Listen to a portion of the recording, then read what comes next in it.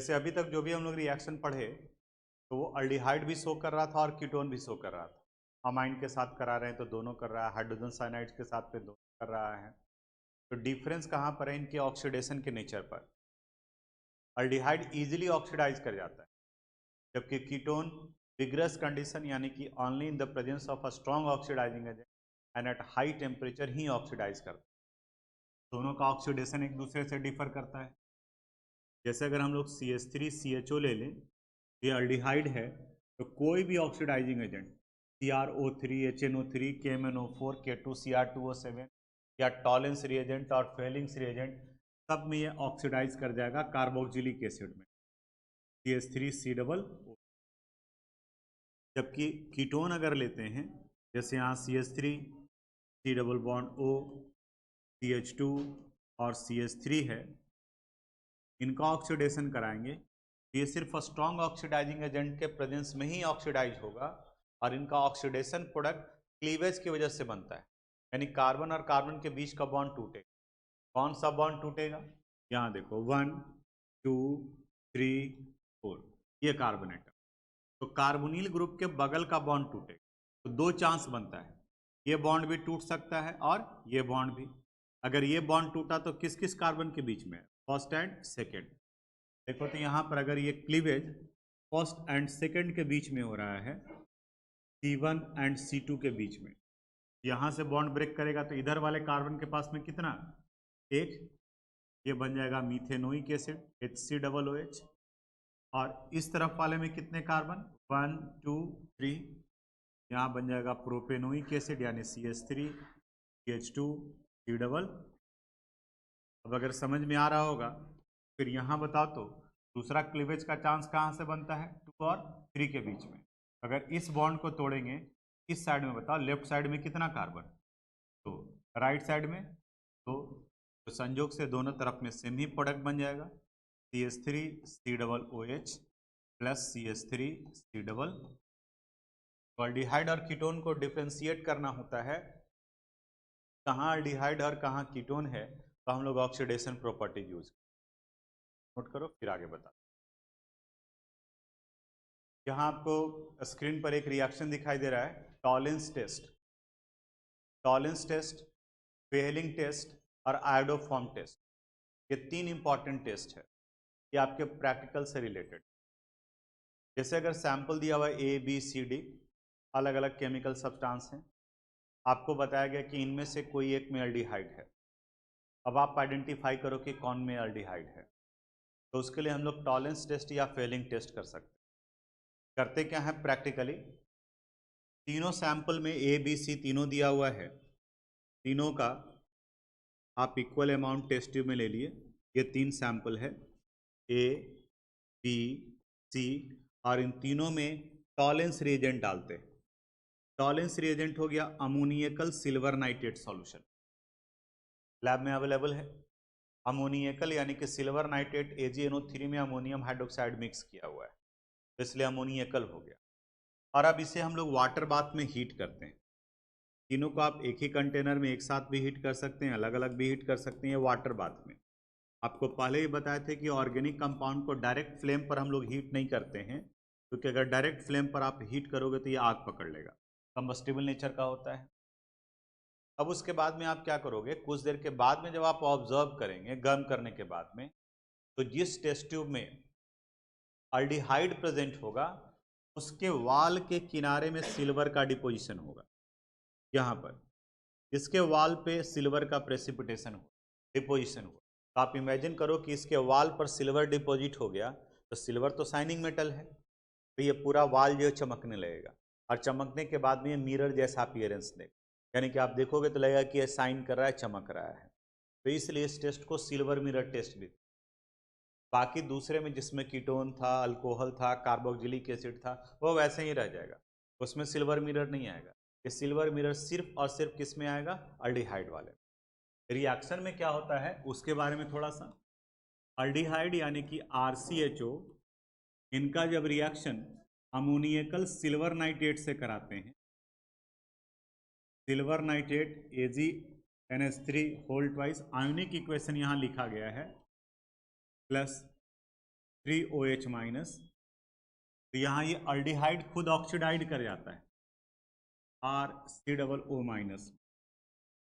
ये Ag जो यहाँ प्रेजेंट है, अभी Ag के ऊपर में +1 ऑक्सीडेशन नंबर है, ये Ag प्रेसिपिटेट के फॉर्म में डिपॉजिट होता है और इसी Ag की वजह से ये सिल्वर प्रेसिपिटेट बनता है। बाकी का यहाँ पर अमोनिया बाहर निकल गया 4NH3 और जो रेस्ट पार्ट है वो H2O का फॉर्मेशन 2H2। तो ये Ag की वजह से सिल्वर मिरर अपीयरेंस है। तो बहुत इंपॉर्टेंट है, फिर से समझो। ये कन्फर्मेटरी टेस्ट है। कन्फर्मेटरी टेस्ट करने का मतलब ये सिर्फ और सिर्फ वही देगा। हर एक फंक्शनल ग्रुप का अपना अलग अलग कन्फर्मेटरी टेस्ट, अल्कोहल का अपना अलग है, कार्बोक्सिलिक एसिड का अलग है। ये सिर्फ वही कंपाउंड देगा, बाकी कोई दूसरा नहीं देगा। तो जिस सैंपल में आप अल्डिहाइड को हीट करते हैं अमोनियकल सिल्वर नाइट्रेट सॉल्यूशन, तो रिएक्शन में अल्डिहाइड ऑक्सीडाइड कर गया और सिल्वर नाइट्रेट से सिल्वर रिड्यूस होकर प्रेसिपिटेट के फॉर्म में सिल्वर के वाल पर डिपॉजिट, टेस्ट ट्यूब के वाल पर डिपॉजिट हो और इसके डिपोजिशन की वजह से इनमें सिल्वर कलर अपीयर हो। इसी को हम लोग सिल्वर मिरर टेस्ट कर, ये इक्वेशन नोट कर। अभी हम लोग डिस्कस किए थे टॉलेंस टेस्ट, ये एल्डिहाइड का कन्फर्मेटरी टेस्ट है। उसी तरह से एल्डिहाइड का एक और कन्फर्मेटरी टेस्ट है जो अभी आपको स्क्रीन पर दिखाई दे रहा है, फेहलिंग टेस्ट। लैब में दो तरह का सॉल्यूशन आपको मिलेगा। एक मिलेगा फेहलिंग सॉल्यूशन ए, ये बिल्कुल ट्रांसपेरेंट होता है, और दूसरा होता है फेहलिंग सॉल्यूशन बी, ये ब्लू कलर का होता है। Actually B aqueous copper sulphate है, कॉपर सल्फेट यानी ब्लू विट्रियल, ये ब्लू कलर का होगा।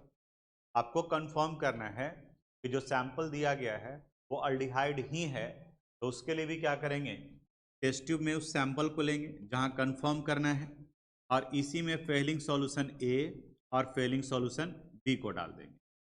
इतने करने के बाद में फिर इसे भी वाटर बाथ में हीट करेंगे, यानी कि अब आपके पास जो मिक्सचर आ गया उसमें गिवन सैंपल फेलिंग सॉल्यूशन ए और फेलिंग सॉल्यूशन बी डाला गया। अब इसे हीट करोगे।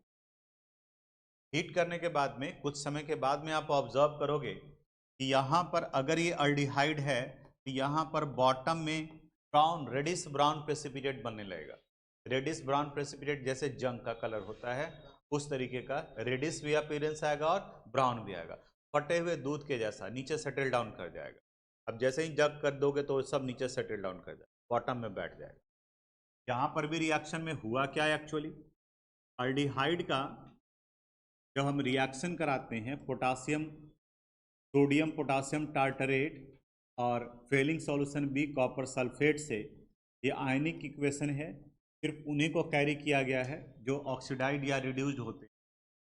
तो जो अल्डिहाइड है वो खुद ऑक्सीडाइड हो जाता है ऑक्जेलेट आयन में। बाकी का ये जो कॉपर है वो यहाँ पर क्यूप्रस ऑक्साइड का फॉर्मेशन करता है, ये रेडिश ब्राउन प्रेसिपिटेट देता है, रेडिश ब्राउन प्रेसिपिटेट। और बाकी का ये पार्ट H2O, 3H2O का फॉर्मेशन कर लिया। यहाँ बैलेंस करना है तो इस जगह पर 2 डालो। आयनिक इक्वेशन है तो आयनिक इक्वेशन में मेन जो हम लोग कंसेप्ट ध्यान देते हैं वो ये देते हैं कि कौन किस में कन्वर्ट कर रहा है। तो यहाँ प्रेसिपिटेट में किसका फॉर्मेशन हो, क्यूप्रस ऑक्साइड का, Cu2O का, यही रेडिश ब्राउन देता है। तो फिर से याद करो, टॉलेंस रिएजेंट में सिल्वर मिरर टेस्ट आता है और फेलिंग्स रिएजेंट में रेडिश ब्राउन प्रेसिपिटेट आता है। Both Tollens test and Fehling test are confirmatory test of aldehyde, ये दोनों अल्डिहाइड का कन्फर्मेटरी। नोट करो इक्वेशन। ये भी एक इंपॉर्टेंट रिएक्शन है, हेलोफॉर्म रिएक्शन। हेलो हेलोजन के लिए यूज किया गया है, ग्रुप 17 एलिमेंट को हेलोजन कहते हैं। तो हेलो अगर वर्ड यूज करेंगे तो फ्लोरीन, क्लोरीन, ब्रोमीन, आयोडीन कोई भी हो सकता है, लेकिन मेन इसका हम लोग आयोडोफॉर्म के रूप में करते हैं क्योंकि आयोडोफॉर्म का अपना एक कैरेक्टरिस्टिक कलर है येलो प्रेसिपिटेट बनता है। तो आपको क्वेश्चन वगैरह में अधिकांश में नजर आएगा iodoform test, it give iodoform test या येलो प्रेसिपिटेट ऑफ आयोडोफॉर्म। ध्यान से समझना यहाँ क्या होता है। यहाँ कहता है कि वो अल्डिहाइड और कीटोन, वैसे अल्डिहाइड और कीटोन जिसमें कार्बोनिल ग्रुप के साथ में एक मिथाइल ग्रुप अटैच्ड हो, चाहे अल्डिहाइड हो या कीटोन हो, अगर CH3 ग्रुप अटैच्ड होगा तो वो आयोडोफॉर्म टेस्ट देगा, हेलोफॉर्म टेस्ट देगा। अल्डिहाइड का फर्स्ट मेंबर है HCHO, ये स्ट्रक्चर है। आप जरा देख के बताओ तो ये आयोडोफॉर्म टेस्ट देगा या नहीं देगा? क्यों नहीं देगा? क्योंकि यहाँ पे मिथाइल ग्रुप नहीं है, ये आयोडोफॉर्म टेस्ट नहीं देगा।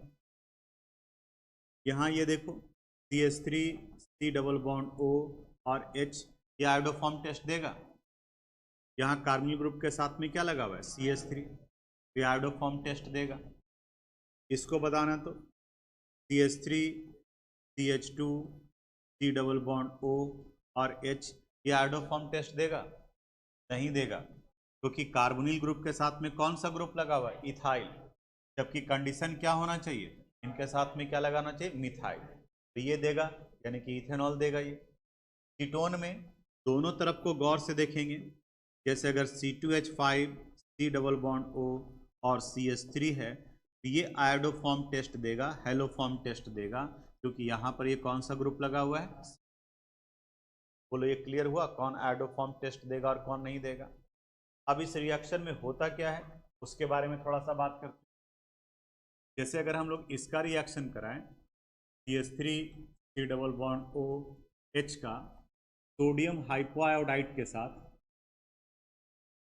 NaOI के साथ में कराते हैं तो ये ऑक्सीडाइड हो जाता है HCOONA में, और वो पार्ट जो कार्बोनिल ग्रुप के साथ में मिथाइल लगा हुआ था ये प्रेसिपिटेट आउट हो जाता है CHI3, इन्हें आयोडोफॉर्म कहा जाता है। ये येलो प्रेसिपिटेट का फॉर्मेशन करता है। ये रिएक्शन में बाद में आप बैलेंस करना है इसको।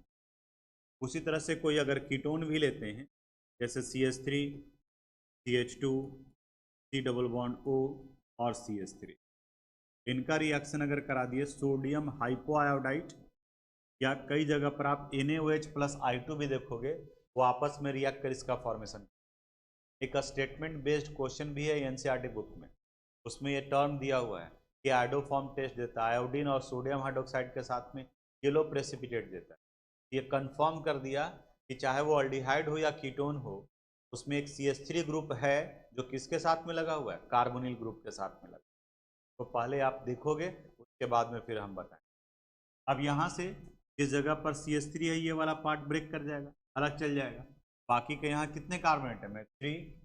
ये कन्वर्ट कर जाएगा sodium salt of carboxylic acid में CH2C डबल ONA, और यहाँ क्या बन जाएगा? CH5 iodoform.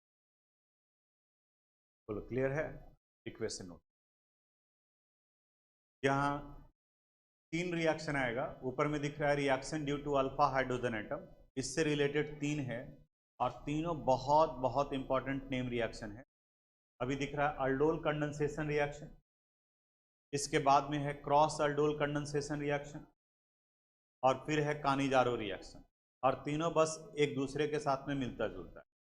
बिल्कुल एकदम ध्यान से समझोगे, उसके बाद में फिर बाकी आप कर पाओगे, अदरवाइज रिएक्शन लिखना जो है वो डिफिकल्ट हो जाएगा। पहले अल्डोल कंडेंसेशन रिएक्शन के बारे में यहाँ कहता है कि वैसे अल्डिहाइड और कीटोन, इसमें अल्फा हाइड्रोजन, अल्फा किसे कहते हैं? फंक्शनल ग्रुप से अटैच्ड कार्बन को अल्फा कार्बन कहते हैं, और अल्फा कार्बन पर जो अटैच्ड हाइड्रोजन होंगे उन्हें अल्फा हाइड्रोजन कहा जाएगा। तो पहले तो हमें ये देखना है कि अल्डिहाइड और कीटोन दोनों में कार्बोनिल ग्रुप है, तो कार्बोनिल ग्रुप के बाद में अल्फा कार्बन है या नहीं है, और अगर अल्फा कार्बन है और उसमें हाइड्रोजन है तभी वो अल्डोल या क्रॉस अल्डोल करेगा, अगर नहीं है तो अल्डोल रिएक्शन वो तो नहीं। आप बताना यहाँ पर अल्डिहाइड का फर्स्ट मेंबर है फॉर्मल्डिहाइड HCOOH। आप बताओ इसमें अल्फा हाइड्रोजन है या नहीं है? नहीं है, अल्फा कार्बन ही नहीं है, एक ही कार्बन एटम है, तो अल्फा हाइड्रोजन कहाँ से होगा? तो जब अल्फा हाइड्रोजन नहीं है तो ये अल्डोल रिएक्शन शो नहीं करेगा। दूसरा ये देखो CH3CHO, ये सेकंड मेंबर है, ये फंक्शनल ग्रुप हो गया, कार्बोनिल ग्रुप। इसके बगल का ये कार्बन अल्फा, और इस अल्फा के साथ में कितना हाइड्रोजन है? 3, तो कम से कम एक हाइड्रोजन होना चाहिए था, इसका मतलब ये अल्डोल रिएक्शन शो करेगा। अब बताओ तो ये CH3, CH2 और CHO ये अल्डोल रिएक्शन शो करेगा या नहीं करेगा? क्या बताएं? कार्बोनिल ग्रुप के बगल के कार्बन को क्या कहेंगे? अल्फा, और इसके साथ में हाइड्रोजन है या नहीं? इसका मतलब ये रिएक्शन ये शो करेगा। इसको देखो तो CH3 C double bond O और CH3, ये बताओ ये अल्डोल रिएक्शन शो करेंगे कि नहीं करेंगे? ये इधर इधर भी अल्फा, इधर भी अल्फा, दोनों तरफ में है, और हमें मतलब है कि कम से कम एक हाइड्रोजन होना चाहिए। इसका मतलब ये शो करेगा। इसको जरा सोच करके बताना। CH3 C, CH3 CH3 और सपोज CHO है। बताओ ये अल्डोल रिएक्शन करेगा या नहीं करेगा? है अल्फा हाइड्रोजन, ये CHO हो गया, इससे अटैच्ड ये कार्बन एटम अल्फा कार्बन है। अब बताओ तो अल्फा कार्बन के साथ में हाइड्रोजन है क्या? तो इसका मतलब ये अल्डोल रिएक्शन शो नहीं करेगा। हमें अल्फा कार्बन से नहीं, हमें अल्फा कार्बन के अटैच्ड हाइड्रोजन से मतलब है कि जिनके पास हाइड्रोजन होगा वो। तो इस तरह से कंक्लूजन ही आया कि वही अल्डिहाइड और कीटोन अल्डोल रिएक्शन शो करेंगे, अल्डोल कंडेंसेशन रिएक्शन शो करेंगे which has at least one alpha hydrogen atom, इसमें कम से कम एक अल्फा हाइड्रोजन एटम। अब करेंगे तो किस तरीके से इंटरैक्ट करेगा उसके बारे में बताते हैं। फॉर्मल्डिहाइड तो नहीं करेगा, एसिटल्डिहाइड जैसे CH3 CHO, ध्यान से समझना, आपस में ही रिएक्ट करता है दो अल्डिहाइड या दो कीटोन। तो लेफ्ट और राइट के अरेंजमेंट को समझ लो, बाकी का प्रोडक्ट लिखा जाएगा। लेफ्ट साइड में कार्बोनिल कार्बन एटम और राइट साइड में अल्फा हाइड्रोजन एटम, दोनों सामने सामने होना चाहिए। इसके अलावा और भी कोई पार्ट है तो ब्रांच में डाल दो। अगर लेफ्ट के कार्बोनिल ग्रुप के साथ में कोई अल्काइल ग्रुप लगा है, ब्रांच में चला जाएगा। इधर अल्फा के बाद में भी कोई लगा हुआ है तो वो भी ब्रांच में चला जाएगा। हम सारा एग्जाम्पल यहाँ बताते हैं।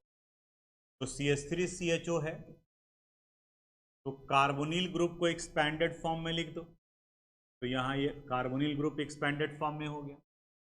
दूसरा, ये अल्फा कार्बन है, इसको भी एक्सपैंडेड फॉर्म में लिखते हैं, H H और यहाँ CHO। गौर से देखो, दोनों एक ही कंपाउंड है, ये भी इथेनॉल है और ये भी इथेनॉल है। हमें मतलब है इसके कार्बोनिल ग्रुप से, इसलिए इसको एक्सपेंड किए, और इधर वाले के अल्फा हाइड्रोजन से, इसलिए इसको एक्सपेंड किए। रिएक्शन में क्या होता है, इनका एक हाइड्रोजन एटम इस कार्बोनिल ग्रुप के ऑक्सीजन के साथ इंटरैक्ट करता है, तो जो O है वो कन्वर्ट कर जाएगा किसमें? OH में।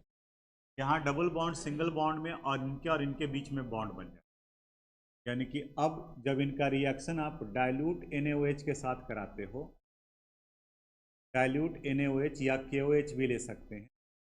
देखो क्या बचा हुआ रह गया, यहाँ CH3, ये CH, अब ये किस में कन्वर्ट कर गया? OH। इस कार्बन के साथ में कितना हाइड्रोजन है? 2, CH2 और यहाँ CHO। अब अगर देखेंगे तो ये आ गया अल्फा और ये बीटा। स्टेटमेंट में लिखवाए हैं, when aldehyde or ketone having at least one alpha hydrogen is treated with dilute alkali, then it results the formation of beta hydroxy aldehyde or ketone। तो हाइड्रोक्सिल ग्रुप कहाँ पे लगा हुआ है? बीटा पर।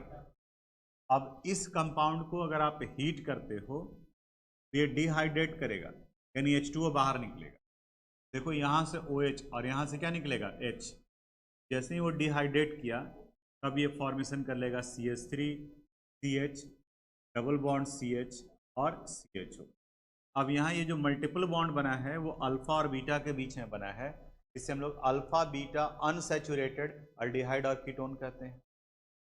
दूसरा भी एग्जाम्पल बताते हैं, इसके साथ अगर करा रहे हैं CH3 CH2 CHO, ये फिर से ध्यान दो, क्या बताएं? लेफ्ट साइड में कार्बोनिल ग्रुप को सामने रखना है और राइट साइड में अल्फा हाइड्रोजन। कितने टोटल हैं? 3। अरेंज करते हैं, CH3 CH2, यहाँ carbonyl group C double bond OH, इस जगह पे अल्फा हाइड्रोजन, यानी ये बाकी इसके पास में ये जो पार्ट जुड़ा उसको कहाँ डाल देंगे? ब्रांच में। ब्रांच में डालेंगे तो H C H, यहाँ CHO और नीचे में क्या चलाया CH3। बस ये कंसेप्ट रहेगा तो बाकी सब बन जाएगा। अगर इधर में 3 कार्बन एटम होते तो तीनों कहाँ चला जाता, ब्रांच में चला जाता, यानी इधर का अल्फा और इधर का कार्बोनिल। अब बाकी आपको समझ में आ रहा है कि आगे क्या होने वाला है। इन the presence of dilute alkali बताना, तो प्रोडक्ट क्या लिखेंगे यहाँ पे CH3 CH2 फिर CH यहाँ कन्वर्ट कर गया OH, यहाँ CH नीचे ब्रांच में CH3 और CHO। अब जब इसे हीट करोगे तो H2O बाहर निकल जाएगा, तो यहाँ से OH और यहाँ से क्या रिमूव करोगे H, ये आ गया CH3 CH2 CH double bond C CH3 और C।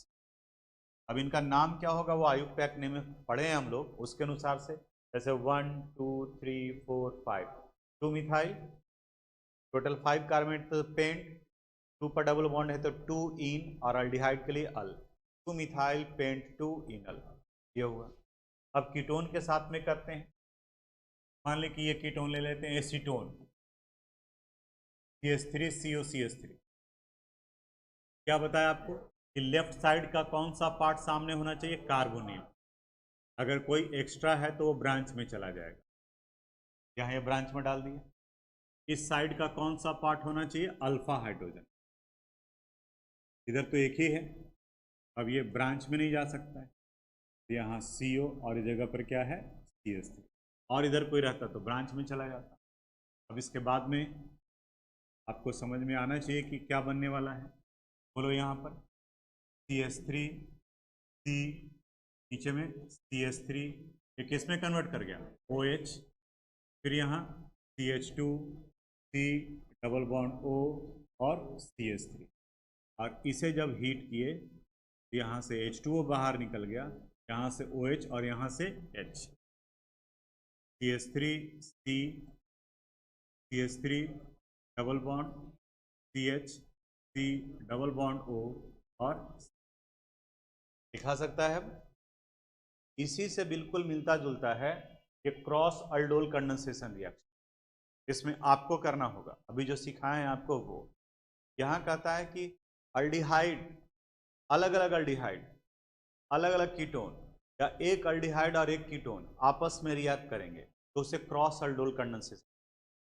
फिर से दो आइडेंटिकल अल्डिहाइड या दो आइडेंटिकल कीटोन कंबाइन करते हैं, इंटरैक्ट करते हैं तो अल्डोल कंडेंसेशन। दो अलग अलग अल्डिहाइड या दो अलग अलग कीटोन या एक अल्डिहाइड और एक कीटोन इंटरैक्ट करते हैं तब उसे हम लोग क्रॉस अल्डोल कंडेंसेशन। अब कहता है कि यहाँ पर दोनों के पास में अगर अल्फा हाइड्रोजन है तो 4 अलग अलग प्रोडक्ट बनेगा, दोनों के पास है तब। अगर एक के पास अल्फा हाइड्रोजन नहीं है वो भी यहाँ पे इंटरैक्ट करेगा, कैसे थोड़ा सा बताते हैं पहले कि कौन रिएक्ट करेगा कैसे उसके बारे में। जैसे अगर इनका रिएक्शन कराना है CH3 CHO और इनका रिएक्शन इसके साथ करा दिए CH3 CH2 CHO, बताओ तो दोनों एक ही अल्डिहाइड है कि अलग अलग है, तो अल्डोल होगा या क्रॉस अल्डोल होगा, क्रॉस अल्डोल होगा। इसको मान लिया हम कि ये A है और ये क्या है B है।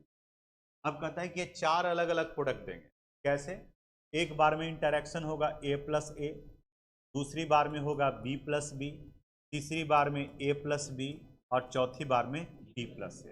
ये 4 A+B कहने का मतलब A को लेफ्ट साइड में रखेंगे तो जो लेफ्ट साइड में रहेगा उसका कार्बोनिल ग्रुप सामने और जो राइट साइड में रहेगा उसका हाइड्रोजन सामने।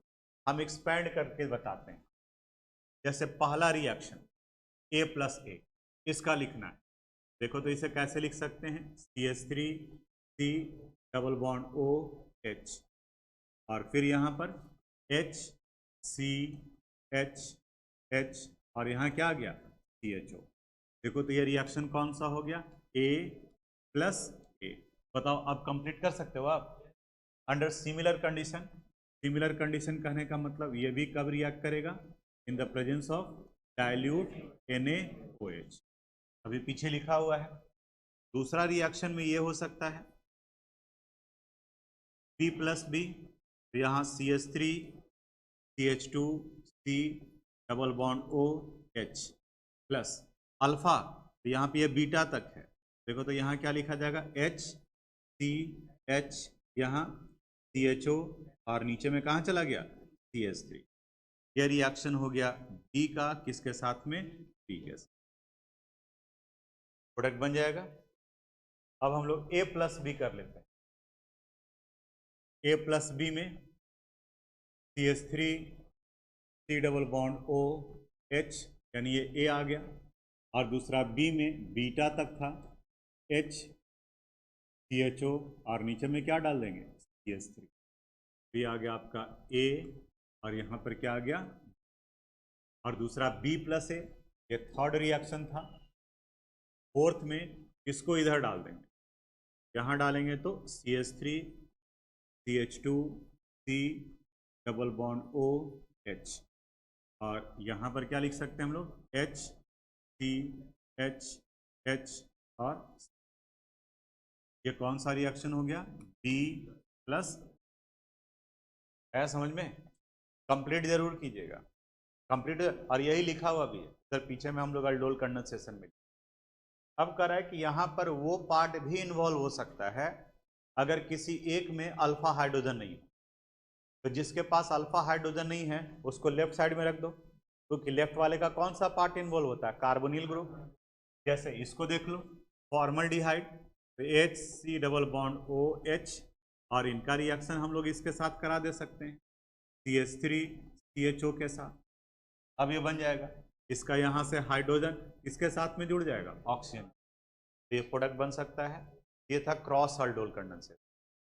वही है दूसरा कानिजारो रिएक्शन। कानिजारो रिएक्शन कहता है कि वैसे अल्डिहाइड जिनमें अल्फा हाइड्रोजन नहीं है, तो वैसे अल्डिहाइड में दो ही हैं, एक फॉर्मल्डिहाइड और दूसरा बेंजल्डिहाइड। बेंजल्डिहाइड में भी अल्फा कार्बन तो है, लेकिन बेंजीन का हाइड्रोजन हटा हुआ है, तो इसलिए वो भी बेंजल्डिहाइड भी अल्फा हाइड्रोजन नहीं है, जो अल्डोल रिएक्शन शो नहीं करता है, तो वो कानिजारो रिएक्शन शो करता है। इसमें क्या कहता है कि अगर अल्डिहाइड जैसे HCHO है, फिर ये HCHO रिएक्ट करता है कंसंट्रेटेड अल्कली के साथ में, कंसंट्रेटेड NaOH या KOH के साथ में रिएक्ट करता है, तो इनका एक पार्ट ऑक्सीडाइड कर जाता है, एसिड में कन्वर्ट कर जाता है HCOO में, और दूसरा रिड्यूस्ड कर जाता है और अल्कोहल में कन्वर्ट कर जाता है CH3OH। इसी को हम लोग कंडेंस्ड करके भी लिख सकते हैं, तो ऐसे लिख सकते हो आप 2HCHO, इनका रिएक्शन करा दिए कंसंट्रेटेड अल्कली के साथ, KOH या NaOH भी ले सकते हैं। अगर NaOH लिए तो वहाँ Na, और KOH लेंगे तो K। एक ऑक्सीडाइड कर गया HCOOK, और दूसरा CH3OH। थोड़ा सा याद करो क्लास 11 का रिडॉक्स रिएक्शन, उसमें पढ़े थे हम लोग, addition of hydrogen is called reduction and addition of oxygen is called oxidation. तो अगर इसको आप कंपेयर करते हो इसके साथ में, तो यहाँ देखो एक ऑक्सीजन था, यानी कितना है, 2, यानी इनका क्या हो गया, ऑक्सीडेशन। और अगर इसको इसके साथ कंपेयर करते हैं तो हाइड्रोजन ऐड हो रहा है, यानी इनका क्या हो गया, रिडक्शन। इनका ऑक्सीडेशन और इसका रिडक्शन, यानी डिस्प्रोपोर्शियोनेशन रिएक्शन। एक ही केमिकल सब्सटेंस रिडॉक्स रिएक्शन है, the redox reaction in which a single substance is oxidized as well as reduced is called disproportionation reaction।